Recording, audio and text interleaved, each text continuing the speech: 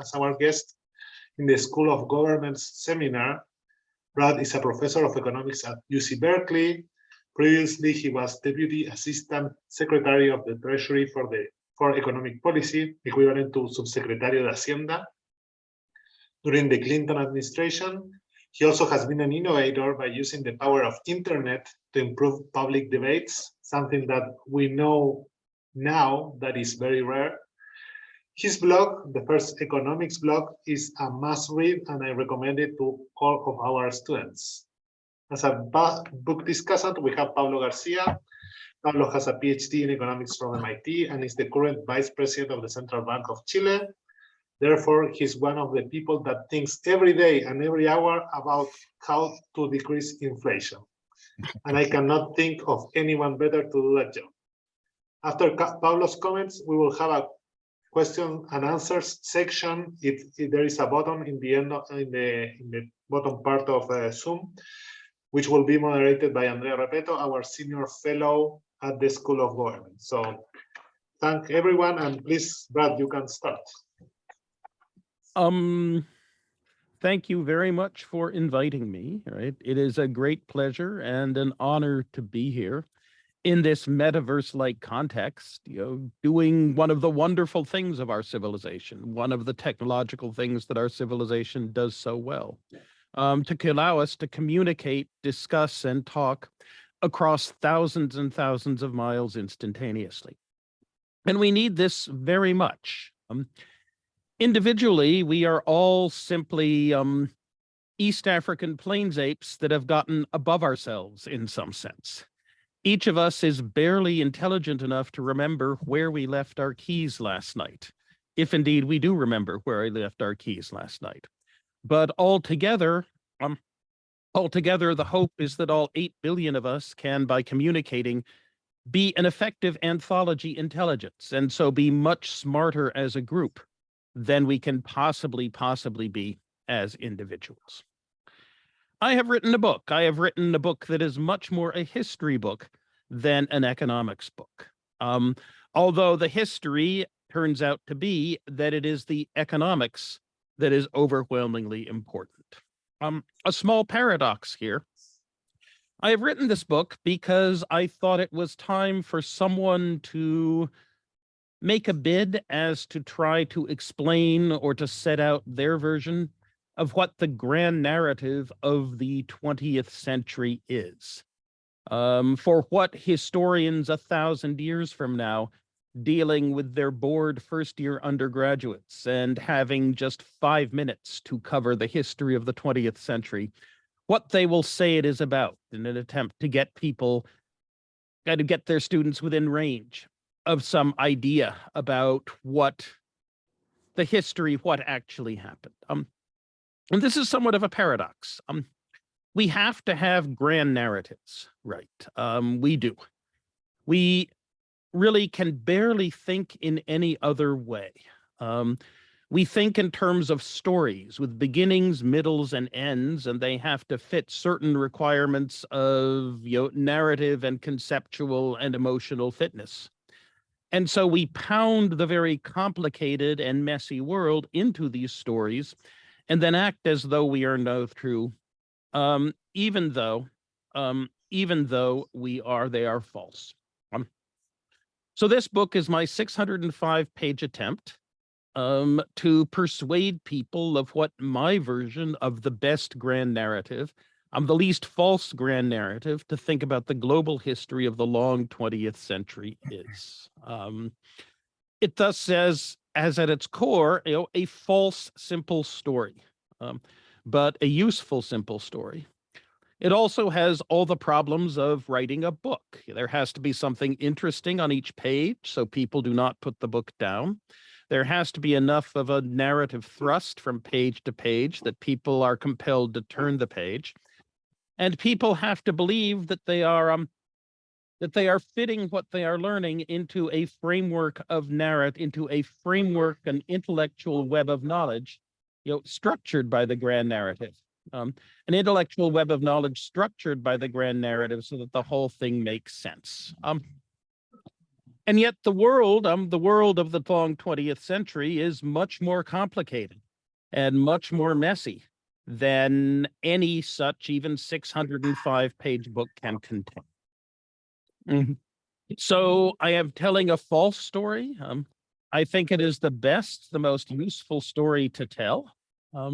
But I do accept that it is a false story, and I look greatly forward to your criticisms, both where I have put the wrong emphasis and how I ought to have written a different story, ought to have taken a different grand narrative as the center of what I'm about to say. Okay, the 20th century. Start with the metaphor of that humanity has the problem of the economic pie. That first you have to bake a big enough pie. Yeah, then you have to slice it, then people have to taste it. First, you have to produce. You have to assemble an economy that will produce enough so that potentially, at least, there will be sufficiently large amounts of useful commodities so that everyone can have enough. Then you have to equitably distribute it, and then you have to utilize it. The society has to use, and people have to use their wealth in such a way that they feel safe and secure, and that they live lives in which they are healthy and happy.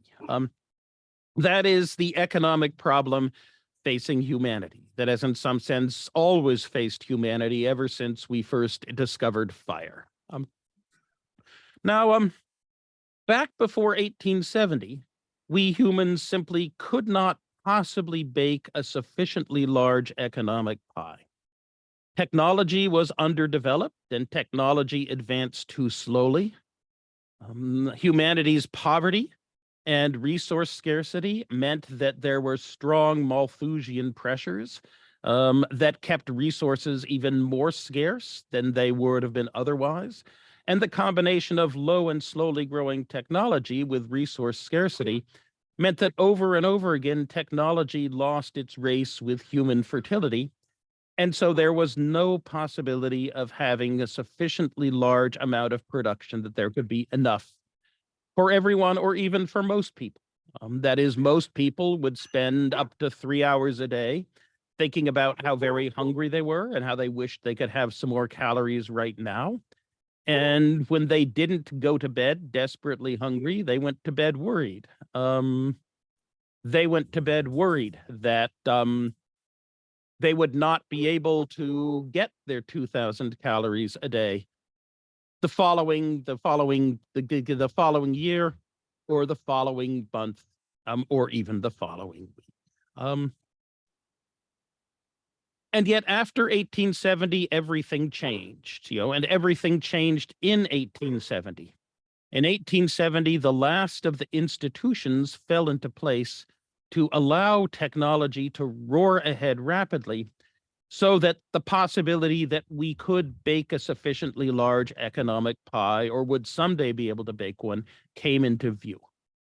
Thus, history changed after 1870. And that is what I have written this book about.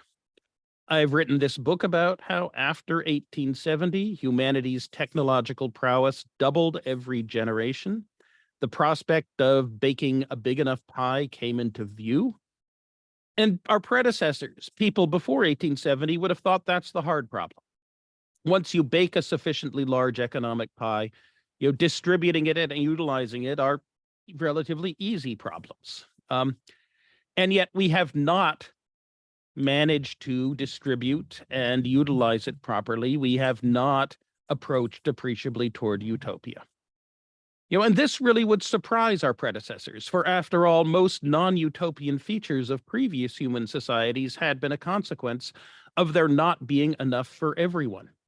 Thus, to have enough for yourself meant figuring out a way to dominate others and appropriate their work, by force and fraud, exploitation and domination machine. Thugs with spears backed by their bureaucrat, accountant, and propagandist hacks. You needed to be one of those if you and your family were to have enough. So from one perspective, my book is how we solved the problem of baking the pie. and yet how we have fumbled completely the solution to the problems of slicing and tasting it. That is my big narrative sweep. And at least the first 6 people I showed the book to, they were very encouraging as to how they had thought that I had managed to put the story together. That is, the big narrative sweep made sense, even though there were lots of subthreads, digressions, and anecdotes, along the way. The world back in 1870. This is one of the quotations with which, I started thinking about the book. British moral philosopher John Stuart Mill, writing in the 1870s that it is questionable if all the mechanical inventions yet made have lightened the day's toll of any human being. Instead, they said they have merely enabled a larger population to the same life of drudgery and imprisonment.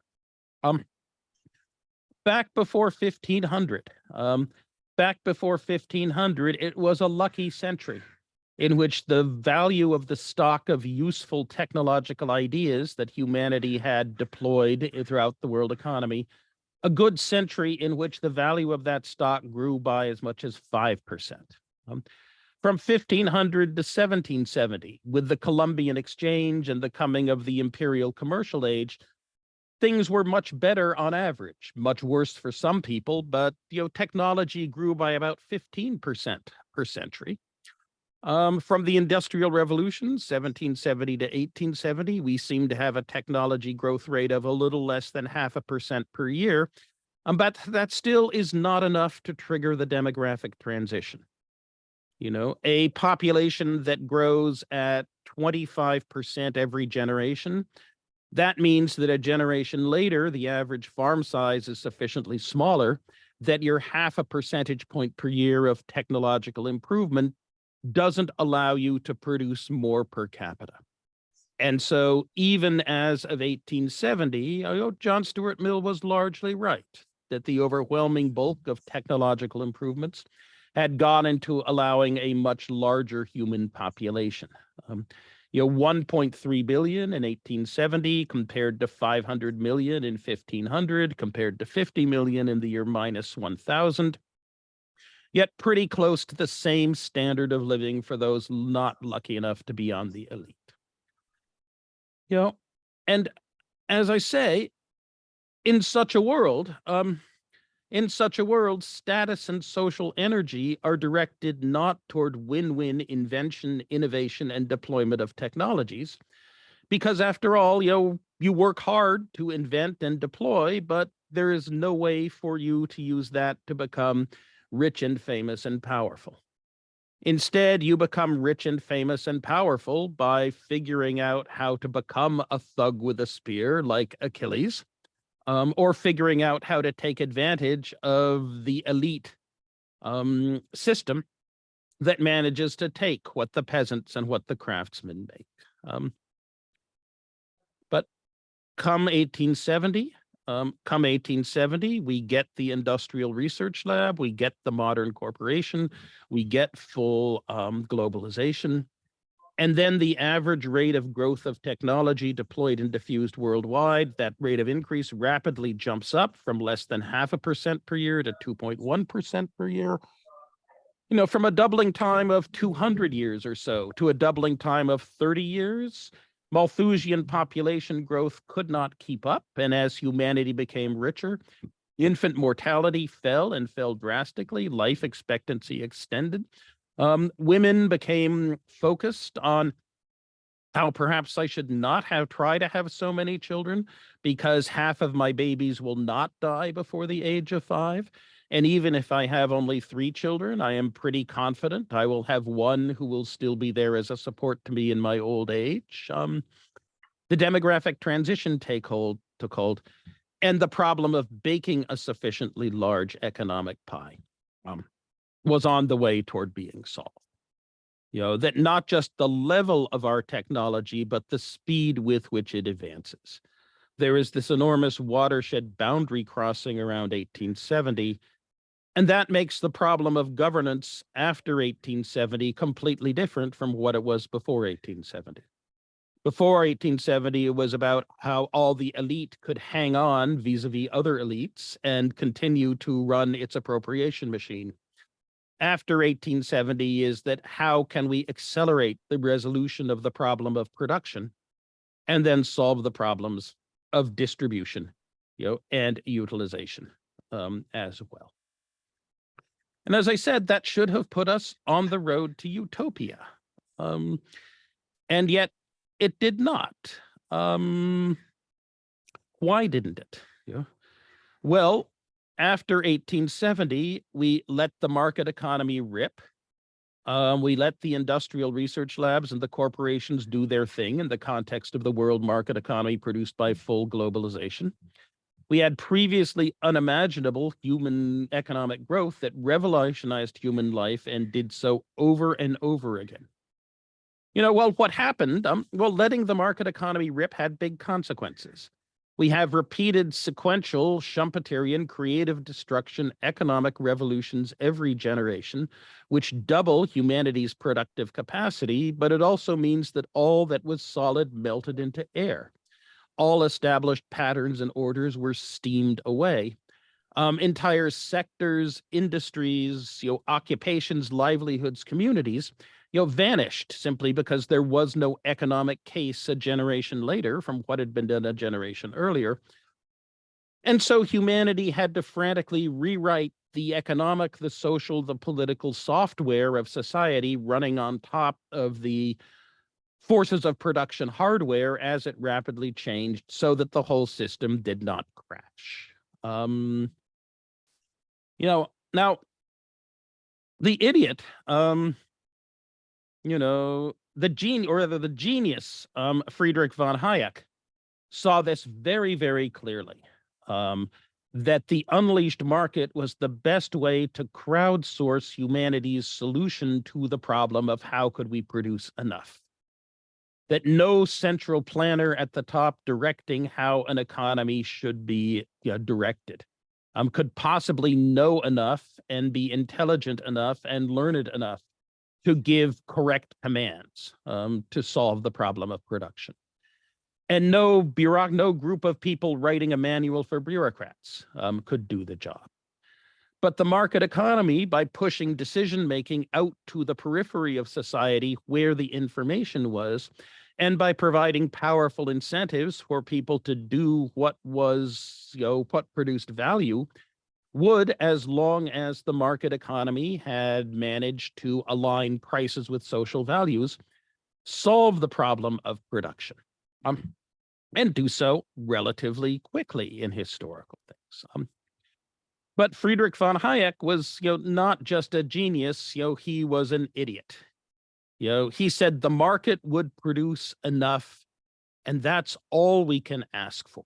The market cannot produce social justice, but we should not ask for social justice.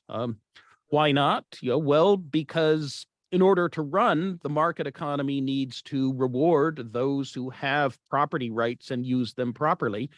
And that means that those who are lucky in the market will have social power, not those who deserve to have their voices heard. And Friedrich von Hayek said, attempting to achieve social justice would undermine the market economy's ability to do what it could and put us on, the road to serfdom. The market giveth, the market taketh away, blessed be the name of the market, had to be von Hayek's only gospel. And if people would not accept that gospel, then other liberal values, including free speech and democracy, would have to fall, because they could not be allowed to imperil the ability of the market to solve the problem of producing enough. And an undemocratic rich society was better than one that had once been democratic but was still desperately poor. I think Karl Polanyi was a greater genius. As he put it in his book, The Great Transformation, the stark utopia of von Hayek's catallaxy was unsustainable, for people will not stand for being told that there are no rights but property rights.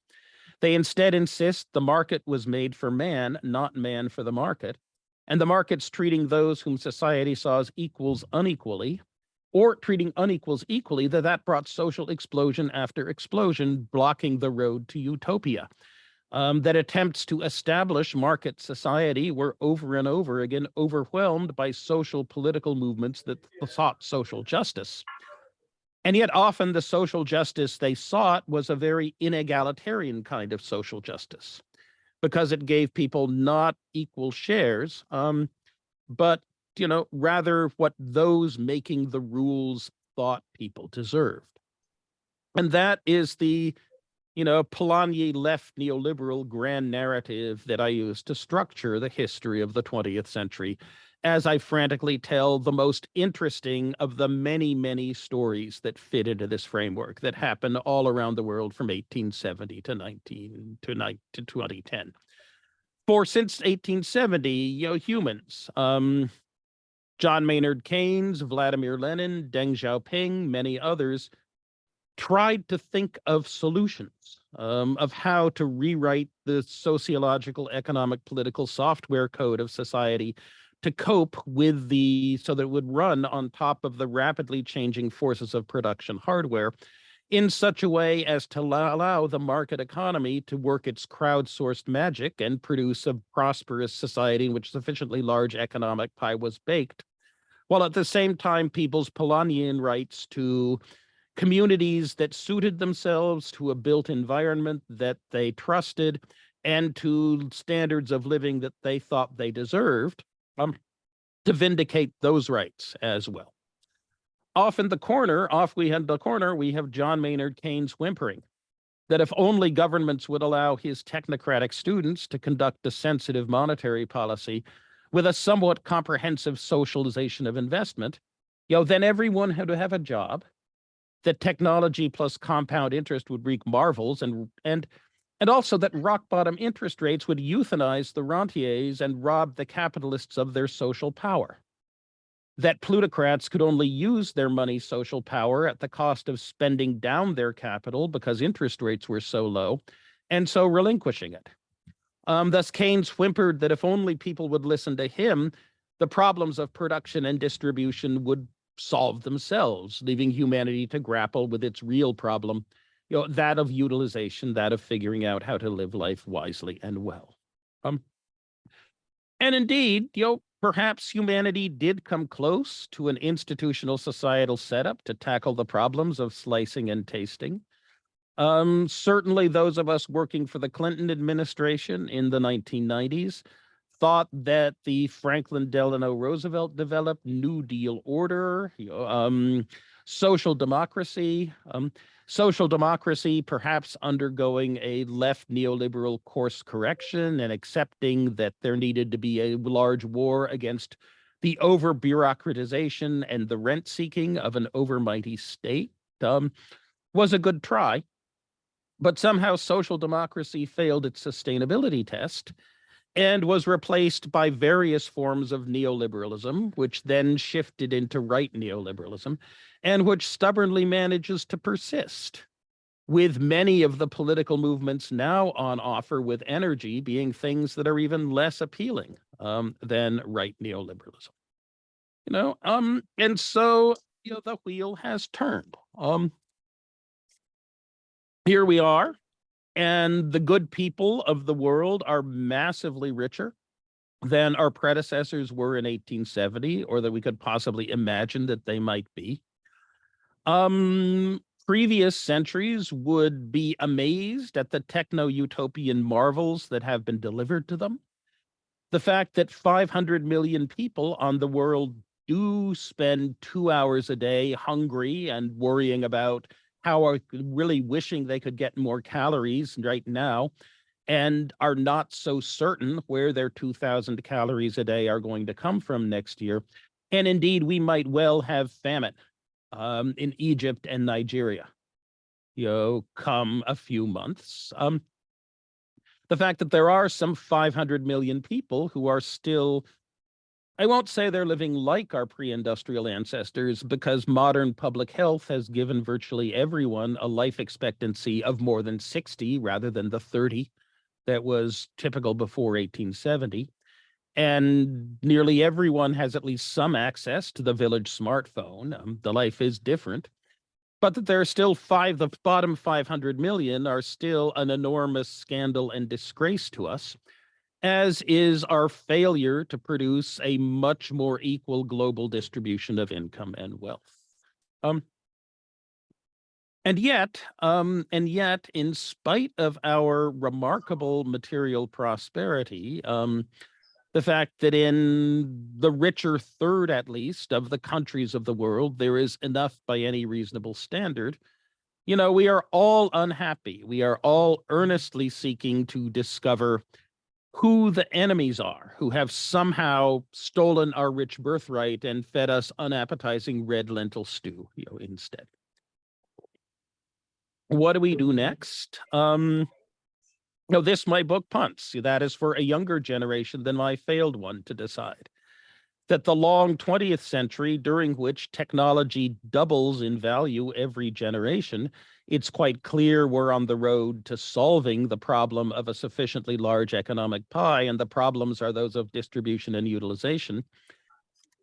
That seems to be over, as the the remaining technological fruit is very high-hanging, and my friend John Fernald tells me that the global rate of technology growth has more than halved since 2005. As we face civilization-shaking problems of global warming that we have postponed dealing with for a generation that is going to cost us very dearly indeed, as nuclear proliferation threatens to reach critical mass, as there is a resurgence of movements that we politely call neo-fascist around the world, and as it is still the case that there are political leaders who think that the way to convince Ukrainians that they are a mere regional ethnicity of Russians as opposed to a nationality of our own is to send killer robots to fly over the country, rather than what I would do, which would be to send poets into the squares to read aloud the works of Pushkin and send the Bolshoi Ballet to perform in all the cities of Ukraine. Global warming, ethno-national terrorism on all scales, revived fascism, techno-kleptocracy. I do quail. As John Maynard Keynes wrote back in 1924, in a previous semi-crisis of the system, anyone who claims right now they really know what to do next assumes greater understanding of the world than we have, and assumes that a plan exists. But we lack more than usual a coherent scheme of progress, a tangible ideal, that all the political parties alike have their origins in past ideas and not in new ideas. No one has a gospel. The next move is with the head. Right. So that is the fleshed out grand narrative that I try to tell in the book. But that is simply a skeleton on which I hang as many as I can think of the memorable events, processes, dilemmas, victories, and defeats of humanity in economic history over the past 150 years. It is, I hope, a book that will encourage people to think. I hope people encourage people to think about why during each of the eras, our attempts to rewrite the socioeconomic political software code has failed to fit with the forces of production hardware in order to bring us to utopia.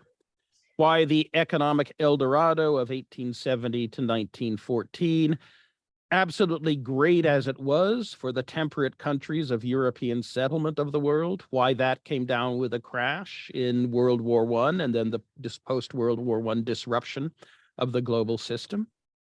The failed reconstruction of the 1920s, the Great Depression, how we seemed possibly to get our act back together again during the 30 glorious years after World War II, but how social democracy, global social democracy, then failed its own sustainability test made way to an age of neoliberalism that now no one wants to own, that makes nobody happy. And yet now we have our confused current state. I want people to think about this and to tell me what we do next, because all I can say is what has happened since 1870 opened the possibility of baking a sufficiently large economic pie. So I am anxious and eager for people to tell me why both social democracy and neoliberalism failed, what we should do next, given that the forces of production are roaring ahead, that we have gone through. You want to say that you went from the ancient to the feudal to the steam power mode of production from the year 100 to the year 1870. Well, since then, by that logic, we have gone through 5 different modes of production, each of which would seem to require a different set of social relations on top of them. What we should do next, which also requires that people tell me what is wrong with this book. And so let me stop there and ask for my discussant. Thank you, Brad, for your interesting presentation. I'll give Pablo the floor, and you have 15 minutes, Pablo. I'll let you know when you reach 10.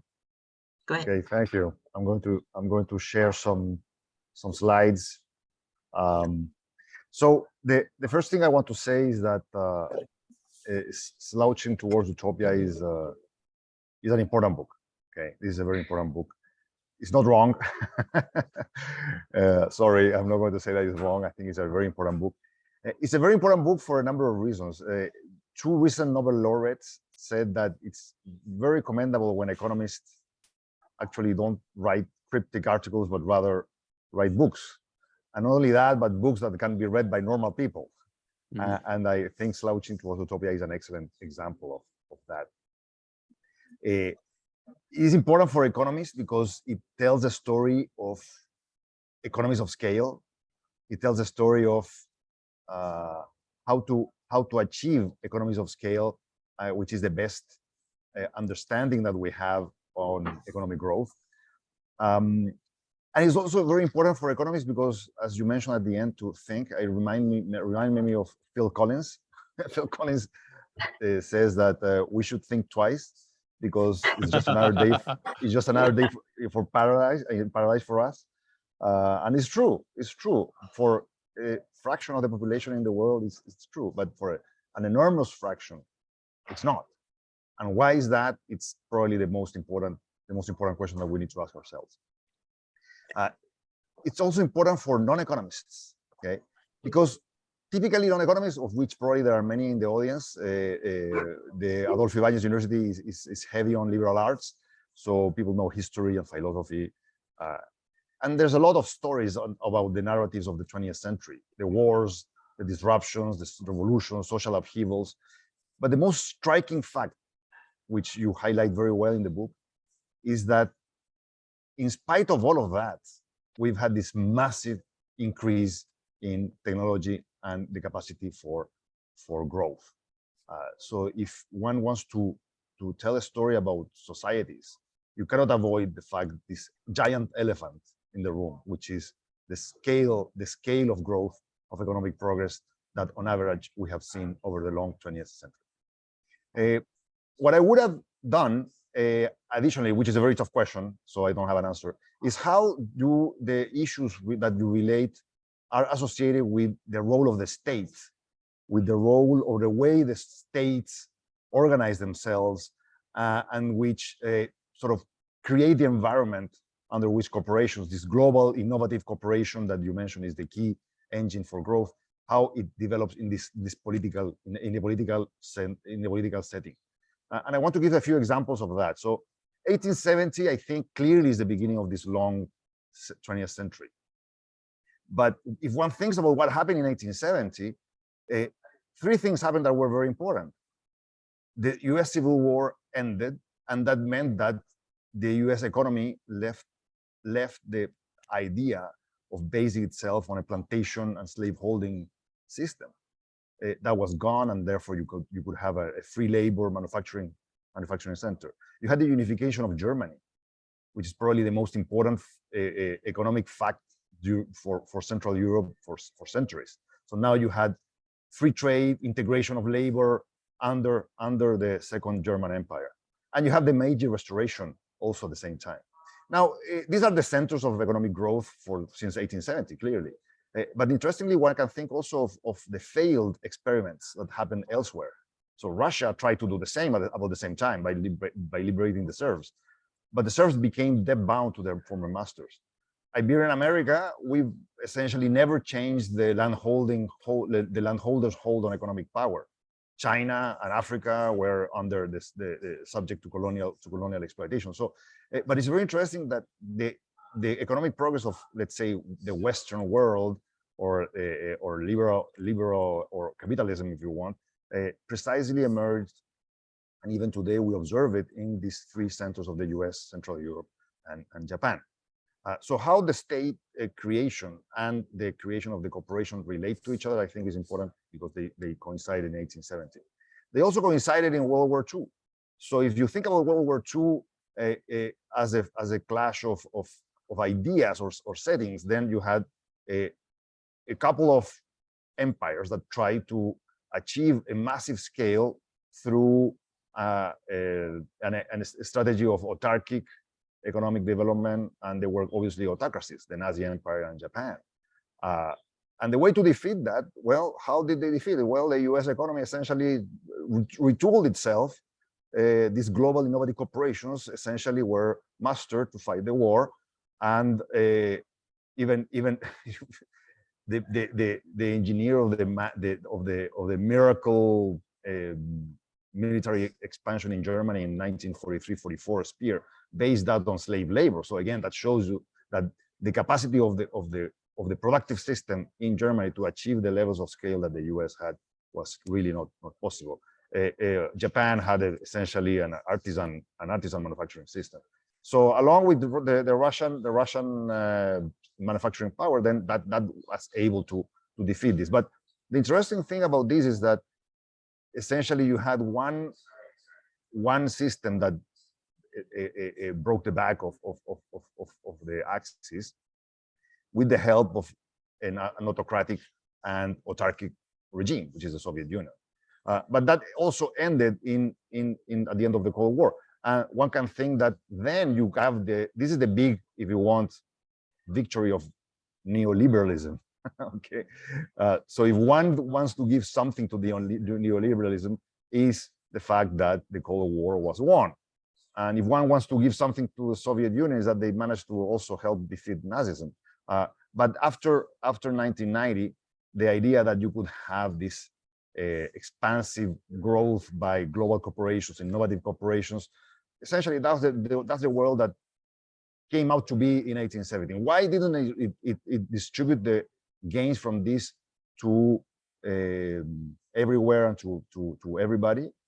Well, one has to think that even the social democracy after World War II, that wasn't done through only the goodness of the hearts of corporates and the states, but that was the way to essentially prevent the attractiveness of more radical communist socialist initiatives.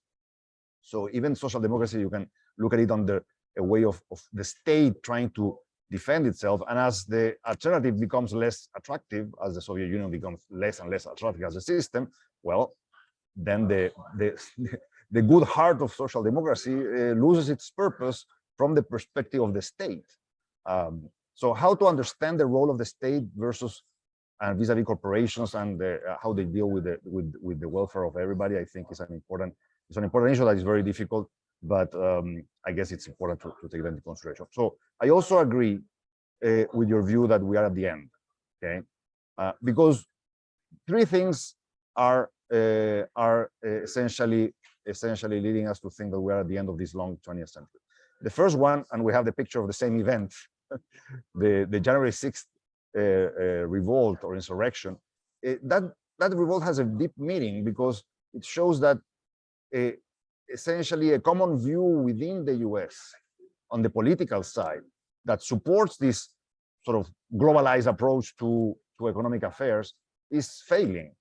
is failing. And if you don't have, if there's no sort of a basic common view in political terms to support that approach to economic development, then nativism will arise, fake news, the nationalism, right, which is goes at the antipodes of the view that we can have globalized corporations that work for everybody. The second one is the climate change, the fact that we have reached this problem of these limits of, or planetary limits of due to climate change, among others, means that the scope of economic progress going forward will require a degree of innovation that is so far unseen. So the extent of innovation that we need to be witnessing over the next decades to keep on growing the pie is simply staggering to deal with this problem of climate change. And not only that, because maybe the most innovative approach to energy generation in the 20th century, which is the atomic power, has the amazing fact that people don't like it. And it's obviously a very interesting way of trying to solve the energy crisis and the dependence on fossil fuels, but it's very little, it holds little attractiveness. Now there's a third challenge, which I have it here as China, because thinking about the role of the state again and the sort of the liberal order. The Western liberal order managed to defeat the autocratic and autarchic regimes. That happened, right? That is a success, if you want.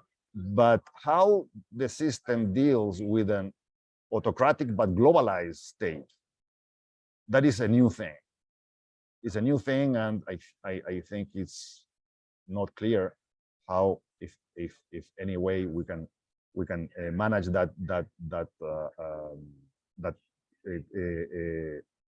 new future with the coexistence of liberal democracy, capitalism, with different shades of neoliberalism or social democracy, and an autocratic but globalized alternative. That is new, and I think obviously the jury is still out on how we're going to deal with this. Your book reminded me of Friedrich Hegel, because Friedrich Hegel thought, even before Mill, that humanity had reached sort of a culmination of self-understanding of how the world worked. Your book shows that he was way too optimistic, right? And not only optimistic because what happened after that, after his time, has been astounding, but also that we didn't manage to, as you point out, distribute the fruits of this progress equitably and in a socially desirable way. So there's a lot to think about. I thank you for writing the book, and looking forward to other comments. Thanks. Thanks to you, Pablo, for taking time in reading the book, I guess, and writing these comments. Brad, perhaps you'd like to react to Pablo's questions and comments, and then we can open the floor to Q&A. I would like to thank Pablo for his very thoughtful discussion and for his suggestion that I use a Phil Collins soundtrack behind my presentations, at least for the introduction and then the exhortation at the end of it. The argument that I have not spent enough space on the role of the state and the way that states organize themselves, and the quadruple growth of state capacity after around 1870, with the ending of the U.S. Civil War, the German unification, the Meiji Restoration, and to that I would add the solidification of the British Empire, both formal and informal, in the age of the gunboat and the submarine telegraph, and the railroad allowing the deployment of small British armies, practically everywhere they felt insulted, as a way of organizing the system that then produced the industrial research labs and the corporations and the global economy. And the reason that some countries were able to grab for that much more than others. That Arthur Lewis had a very nice little book, The Evolution of the International Economic Order. and how precisely it is the generation after 1870 and the coming of the global economy that indeed develops underdevelopment as a category, that I urge everyone to reread. I would say that his book does not attribute a large enough role to external and also internal colonialism. That where governments and states are sufficiently focused for kind of public welfare or even national power regions on successful economic development, it happens. But where there is an external colonial master, or where indeed there is an internal colonial master, a particular elite that regards the rest of the population as something to be colonized, as you find in so many places in Iberian America and in Russia and China as well. The colonizer is uninterested, right, in the economic development of the people, and that getting rid of that was, I think, a major way toward at least creating the possibility for a more equal world. But then the era of decolonization, or the era after the end of formal colonialism, you then have all of the state and society building that was carried out for centuries upon centuries in Europe. It all has to be done in a generation, and that's a difficult thing to do. The worries about autocracy versus democracy and whether the liberal order is stable or indeed sustainable. And certainly the victory was not so much a peaceful as a military one in the middle of the 20th century. And the military one was greatly aided by the fact that because Joseph Stalin was a paranoid madman, he had built a heavy industrial complex at Magnitogorsk on the other side of the Ural Mountains, where no sensible economy would have built an industrial complex because it's very far away from all of your potential markets. And only the fact that Magnitogorsk was there to produce tanks, plus the fact that Adolf Hitler was insane at terms of being willing to craft means to ends, allowed a good victory in World War II. And now we face the fact that the Chinese Communist Party certainly thinks it has a much better system than any form of the liberal order. We go to China now and they say, would you rather have a system that produces a Xi Jinping as a leader or a Donald Trump? And that's hard to answer. I talked about the post-World War II social democratic order as, von Hayek, as a shotgun marriage between von Hayek and Polanyi's concerns, kind of blessed by John Maynard Keynes, or maybe it's Keynes who holds the shotgun. In a similar way, maybe with China now, we have a shotgun marriage of von Hayekian economy to a Leninist polity, with the shotgun in this case held by Master Kung, by Confucian ideals of what the role of governors and their governance is. And then, of course, there is the big last question, which is that perhaps the era of social democracy managed to hang together only because it required a really existing socialist threat to make those who would otherwise have been plutocrats say it is more important to maintain social unity by ensuring an equal income distribution than it is important for us to press our advantage. And I've always been on both sides to that. I've always believed that, and I've always not believed that. Sometimes I've thought that's obviously true.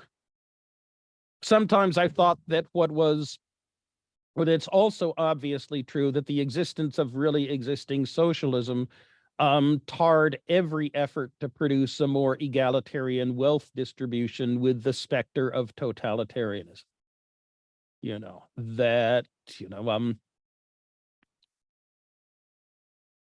ITT, right, International Telephone and Telegraph, would not have found such an enthusiastic supporter in Henry Kissinger, who would not have persuaded Richard Nixon to give Richard Helms the baton to do something about Salvador Allende.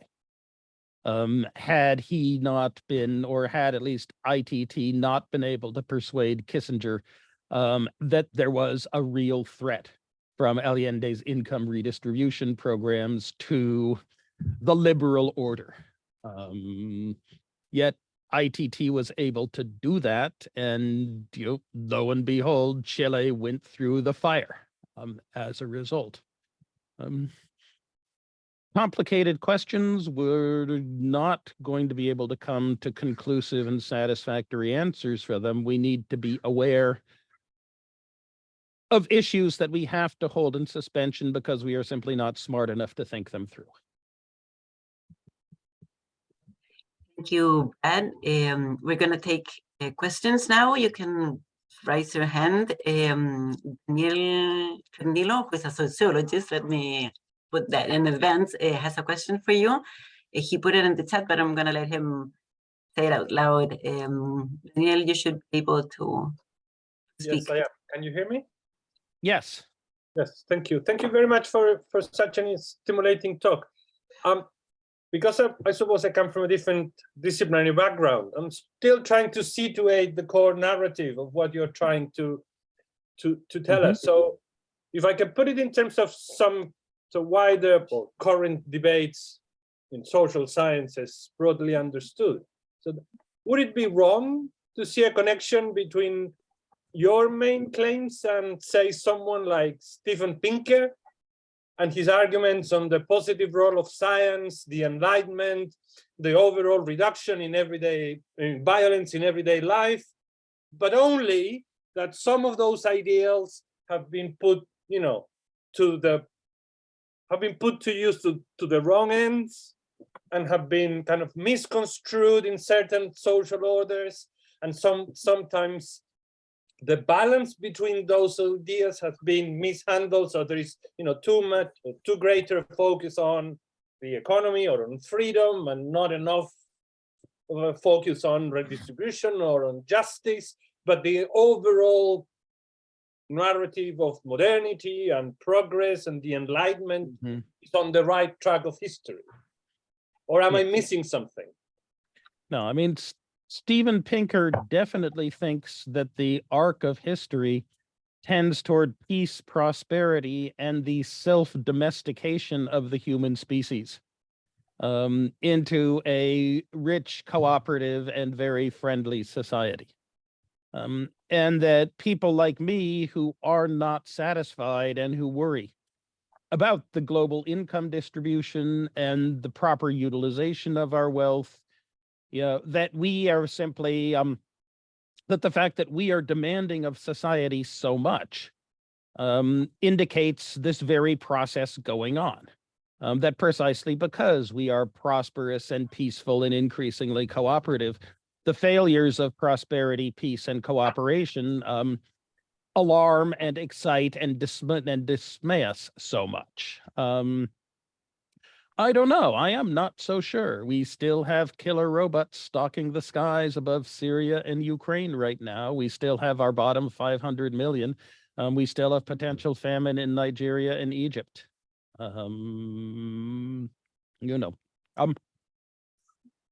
I hope that Steven Pinker is right. I am not so sure. So can we hold that in suspension too as another question I'm not smart enough to think through? We'll leave that for the 21st century then. Salvador has a question. You have the mic on, Salvador. Go ahead. Oh, well, hello, Hello? Brad. Very, very interesting book. Do you hear me? Yes. Yes, okay. I have a more economic question. The material pie grew very much over the 20th century, so much so that equilibrium real interest rates appeared to fall to zero after 2003. Yes. So the question is, can the subsequent sequence of financial bubbles block the ability of the market economy to innovate and grow further? Can this very low, ultra low real rates solve the redistribution challenge by reducing capital income to almost zero?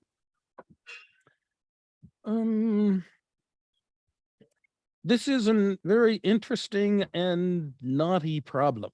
On the one hand, we take a look at, say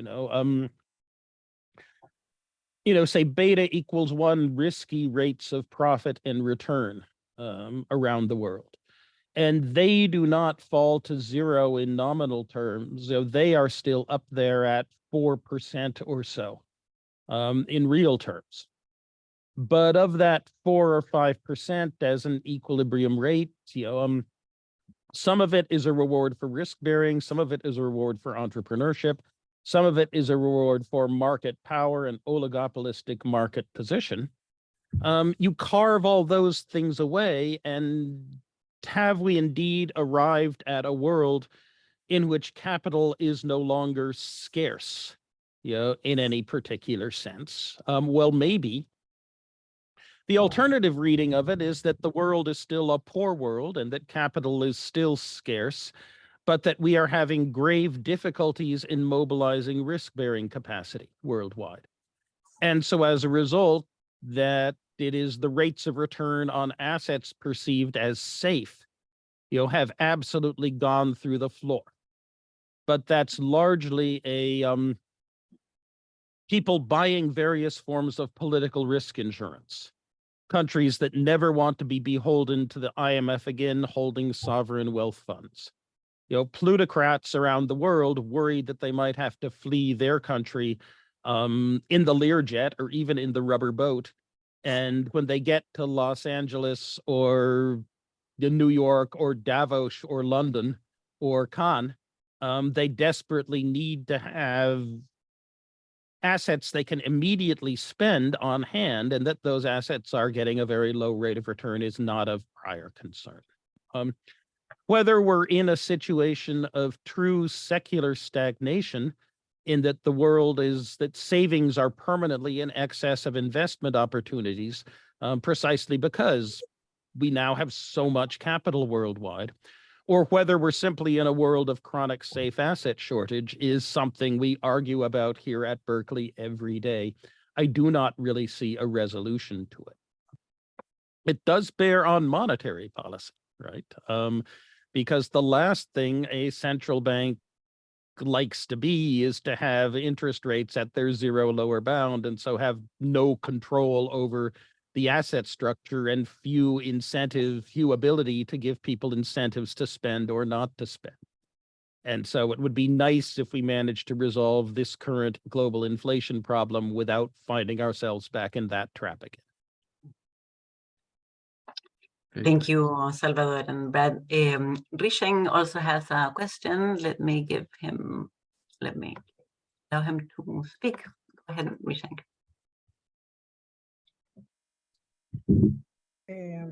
Hi, you hear me? Yes, yes. A bit low, though. You can speak louder, Risheng, if you can. One moment.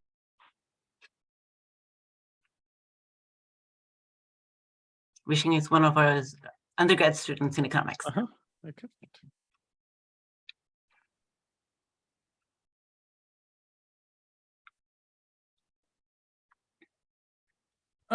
Whether the inspired, I can at least see her question. The question is in the Q&A. Yes, so I can answer it, even though I can no longer hear her. Go ahead. Well, this was not supposed to be the title, right? It had a working title that I just wrote down, and it was supposed to be replaced by a better title, but I never came up with a better title.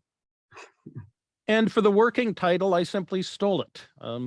I simply stole it from what is perhaps the most plundered poem in the English language, written in the 1900s, the poem by the Irish poet William Butler Yeats called The Second Coming.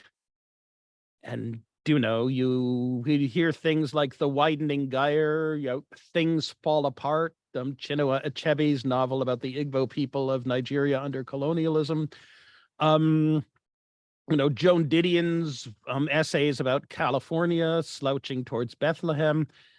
Everyone plunders it because it is so great. The major thrust of the poem is that we all imagine that something great is coming, is arriving, some second coming. that history is coming to an end and it is supposed to be wonderful. And yet, in the end, we do not see a new Jerusalem coming down to earth to lead us all to paradise. In the end, there is some very rough beast that is slouching towards Bethlehem, where the miracle is supposed to take place. And the miracle that will take place, it will be both miraculous and horrible. It will not be what those who expect utopia or paradise expect, and we do not know what it is. And that seemed to be a good image to hold to. It seemed to accurately describe how it was that that solving the problem of baking a sufficiently large economic pie, did not then lead to the falling away of all the mechanisms of domination and oppression, which were no longer really necessary, because there was potentially enough. How so far the problems of slicing and tasting, of distributing and utilizing society's immense material wealth flummox us and continue to flummox us. Thank you. We have time for one more question. Anybody would like to take it? Or else I'll ask a question then. Okay. Your book is about the 20th century, but I wanted to ask you about how do you see what's coming up in 21st century? We still have the problem of sharing abundance, like you say, Yes. slicing and tasting the pie, but and now at the same time we have to save the planet and worry about populism. How do you see what's coming up for us? Larry Summers thinks that, I'm actually much too pessimistic, right? That yes, we have global warming. Yes, we have resurgent neo-fascism. Yes, we have, authoritarian challenges by a China that at least imagines that its authoritarian government makes the trains run on time and provides a better model than does the cretinism of parliaments and the corruption of democratic political systems.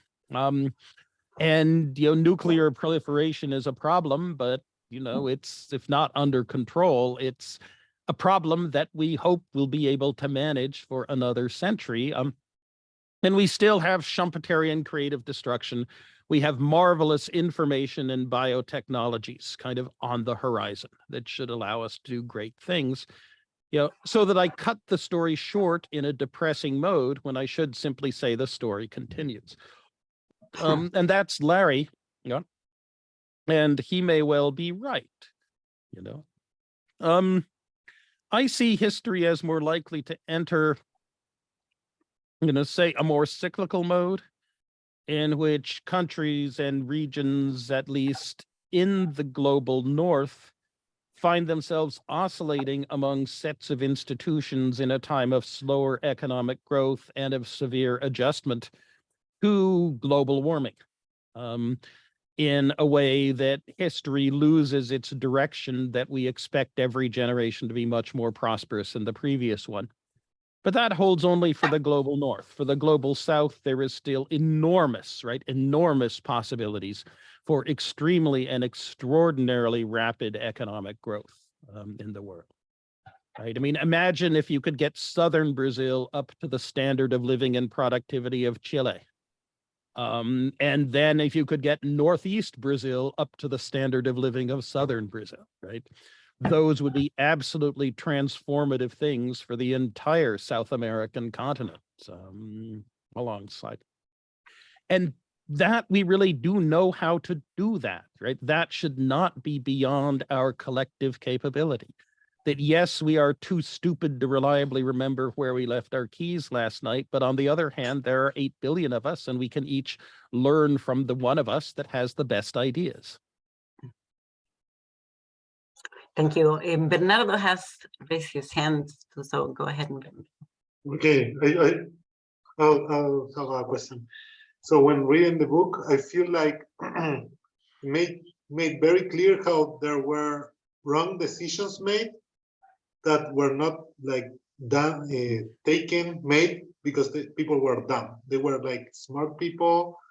Their decisions were logical, but they failed. Like, oh, we think that Hitler would invade and would continue his war effort, or we didn't adjust the financial system in the Great Depression and so on. So I wonder whether there's some decisions or things that we're thinking that are really wrong, and that can, and if we made the wrong decision, can have a very bad outcome. Like, for example, we assume that China wouldn't invade Taiwan, or we assume in a way that Putin wouldn't invade Ukraine, and we assume that inflation maybe will be only last a little bit. So is there any thing that it sounds to you, okay, this is the right decision apparently, but there is a huge risk that we're taking? That will be my question. Where you see something like that right now? There's, the huge risks we see are those involving, those involving Ukraine and Taiwan right now as the major political military flashpoints in the world, where something is going horribly wrong in Ukraine now and could go horribly wrong in Taiwan, at any moment. Even though, as I say, you want to bring Ukraine closer to Russia, you send poets, ballet dancers, and musicians as your ambassadors, not killer robots. And the best way to work toward the government in Taipei accepting the authority in national matters of the government in Beijing would be to make the people of Hong Kong absolutely ecstatic that they are now part of a self-governing China rather than parts of the British Empire. And yet, the government of China does not appear to be able or wanting to do that. And that's an enormous threat of stress. The worry right now is, Friedrich von Hayek would say that the market actually wanted to have a little bit of inflation coming out of the plague years, right? That is, we're reorienting the economy into a different form after the plague than before, given all the technological and institution building for remote, working and learning during the plague. And for that, we need to have rising wages and expanding industries to pull people into them. And the whole point, if you have a bottleneck, you want its price to rise. So people focus their attention on conserving and finding substitutes on the one hand and on producing on the other. So the natural rate of inflation rises when you're attempting a rapid reopening and also a wheeling of an economy into a different fundamental configuration. But you very much want that to be transitory. And you want that to be transitory without requiring a large recession at the end of the process. I confess I thought we were going to make it until we got the supply shock of last February. And then I still thought we actually might make it until last week with OPEC Plus deciding that it was going to cut its production totals because it wanted the price of oil to go up again, especially given the extent to which expectations of future inflation do seem to be more strongly influenced by the price of oil than they should be. Now, Larry Summers has been trying to calm me down and saying that the production quota cuts from OPEC Plus were mostly from countries that weren't meeting their production quotas anyway. And it's actually a very little thing, and that there still is a very narrow window between, the skilla of raising interest rates too high in reaction to inflation and sending us back to secular stagnation, and the Charybdis of vanishing into the stagflation whirlpool for a decade. I'm not so sure there is still a path in the middle. And what worries me more is that I don't think Jay Powell is certain there is still a path in the middle. Thank you, Brad. I think we are on time. Perhaps you want to say some closing words, get people to buy your book or something. Go ahead.